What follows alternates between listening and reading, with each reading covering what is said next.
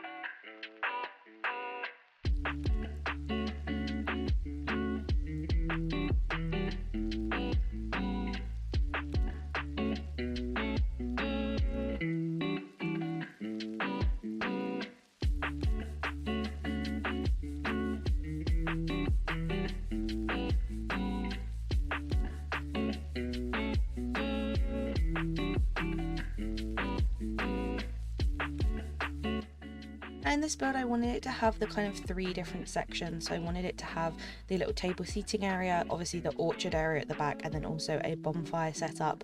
In this corner in front of the pond, it just meant that it kind of had this full setup, and I just felt like it fit the vibe of this house really well, a place where people can come and hang out. So I dotted that in and used some of the wood planks from Eternity Isle to kind of create the decking kind of flooring of the bonfire, used some of the benches as well, and then added in the bonfire from the s'mores event to kind of put that in the middle and be the main bonfire in this setup. As well as that, for lighting in the build, I went for some of the new Firefly lampposts. These come in the Timon quest, I think. One of their friendship quests, I'm pretty sure it's Timon.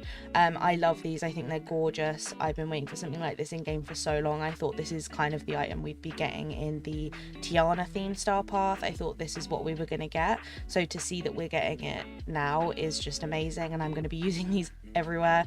So I decided to use those as my main kind of pathway lights. I also added in some lampposts to be those more rustic ones back by the orchard, and then added in some of the fire candelabras to kind of add that more rustic fire look. I didn't want to use lighting that was too modern or too city-like. I still wanted it to feel very rustic. And then I started going in with all of the foliage and added some more trees around the edges. I didn't want to make it too overgrown, but I did still want it to feel very covered. So I did use similar trees to the ones that I used around the back of the house, and I do go in and add a couple more different ones to add a bit more of a different color scale, but for the most part everything was very similar. And then for foliage, I wanted to use obviously the Sunlit Plateau orange and red plants, but I then also go in and add some green ones, which you'll see in a bit.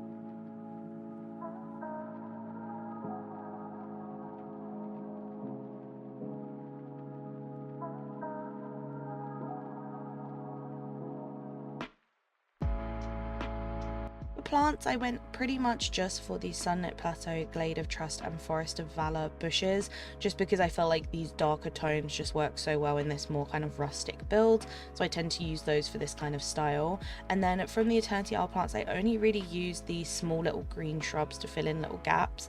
A lot of the Eternity Isle plants are very bright, so I knew they kind of wouldn't work with this build, but those little green ones just work so well to fill in those little spots that nothing else will fit.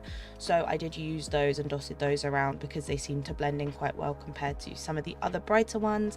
And then I continued to add some tree stumps and tree logs, as well as the little dead bushes, because obviously they just fit really well with the style of the house and the fact it is this kind of wilted flower. I wanted the rest of its surrounding to really fit that.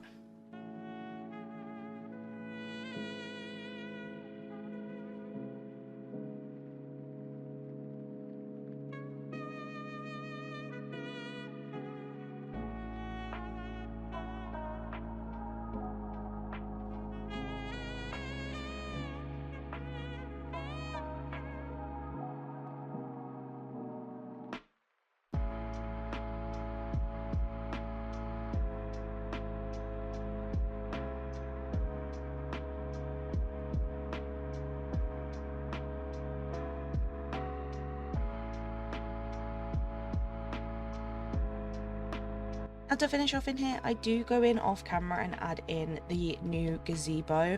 I didn't do this on camera, unfortunately. There was an issue with the recording and I didn't catch it, but you'll see it in the walkthrough in a second.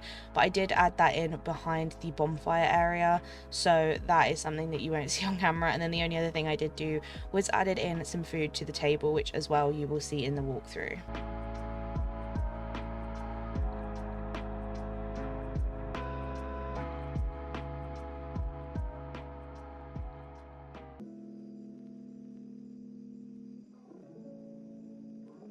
So here is the final build. As you can see, I've made it sunset, so you can see everything lit up in all its glory. As soon as you come in, the firefly lampposts are lighting everything up.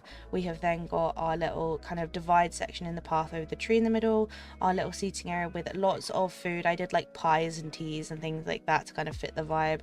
We've then got our little bonfires at which Jack is currently enjoying, where people can sit and hang out on the little decking area. And then as you can see, this is the bit I do off camera by accident, but this is the little gazebo. I just popped some seats in here and some melted candles and just extended the trees back a bit because I felt like this gazebo actually worked better than I thought it would in here, so I decided to try it out and ended up really liking how it looked. As we go back into the main pathway, you can see we've got a little bird feeder for the birds up here in sunlit, and then we have got the view of the Wilted Flower house, which obviously glows beautifully at sunset and nighttime because of the fairy lights on the top of it. And we have got all of the flower pots outside the front of the house, as well as the little bike, just to show the person who lives here loves doing gardening and looking after all the flowers, and these orange plant pots just go so well with the theme of the build.